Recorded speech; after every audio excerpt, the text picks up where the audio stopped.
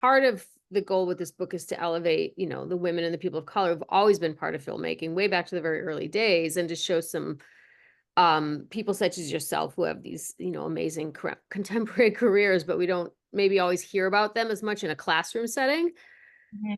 So in terms of the initiatives that are happening, initiatives for equity, you mentioned the BIPOC editors, like, do you see there being some really tangible successes out of that? And, how do you feel like those things could keep moving forward?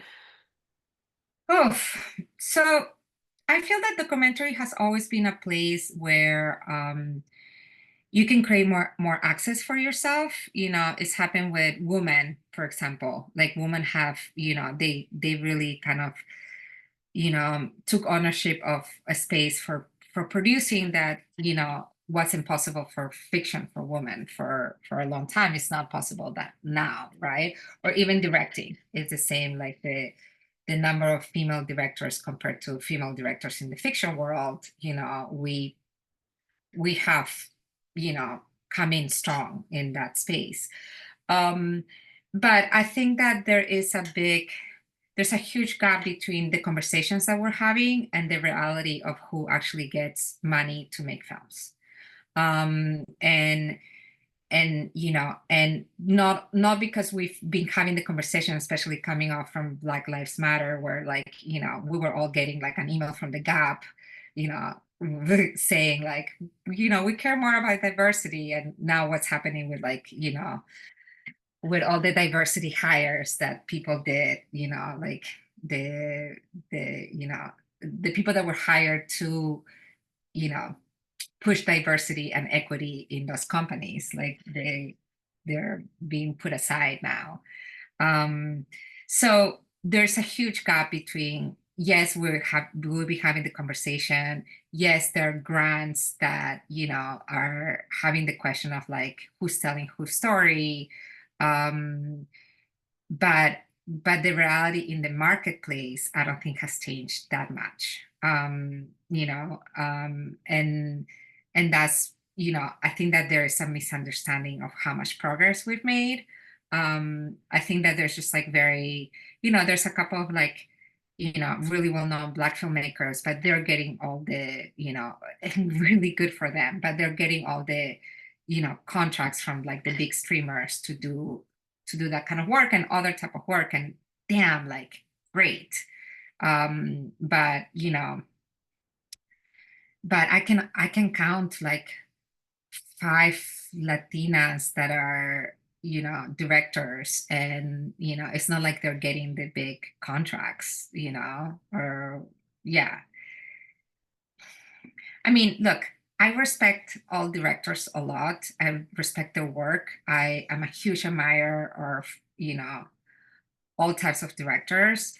It was a little bit disheartening for me when the Deadline put a picture. I don't know if you're familiar with it, but Deadline put a picture of the directors that have gotten nominated for the Emmys, and or who had films that were nominated for the best documentary for the Primetime Emmys.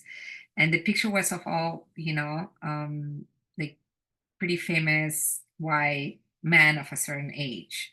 And they didn't really acknowledge, even in that article picture, the one woman that was nominated and the one person of color that was nominated as best director. And if you look at like who gets the big contracts, it is still mostly, white men.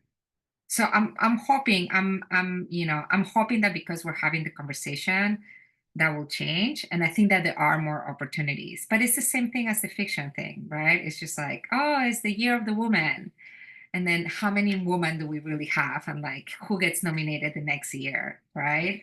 So there is, you know, there's still a lot of work to do.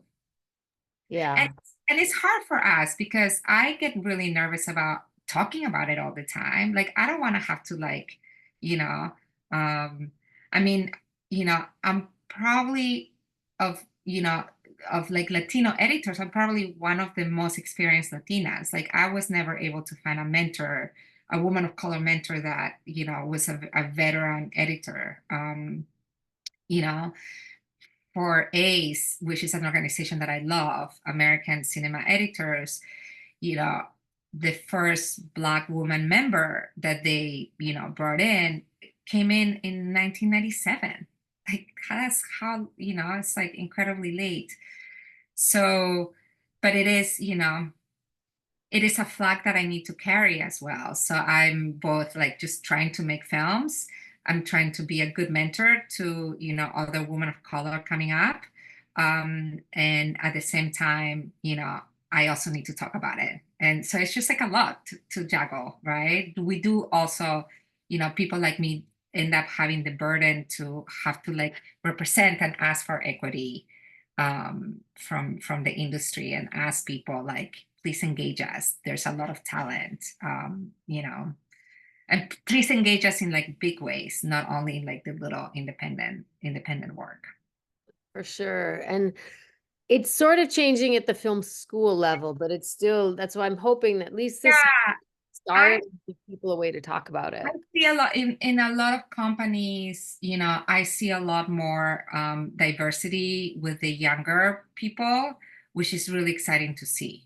And I can't wait to see how that translates into, people like jumping up the ladder, both executives and, directors. And so Yeah. there's definitely like, but one of the things that we discovered when we started a database is that there was a lot of diversity in, with emerging like assistant editors, but a lot of people like left the industry because they were having a really hard time becoming lead editors. So so we have to look at like how do we support that potential Yeah. talent that it moves up, right? Yeah. Yeah.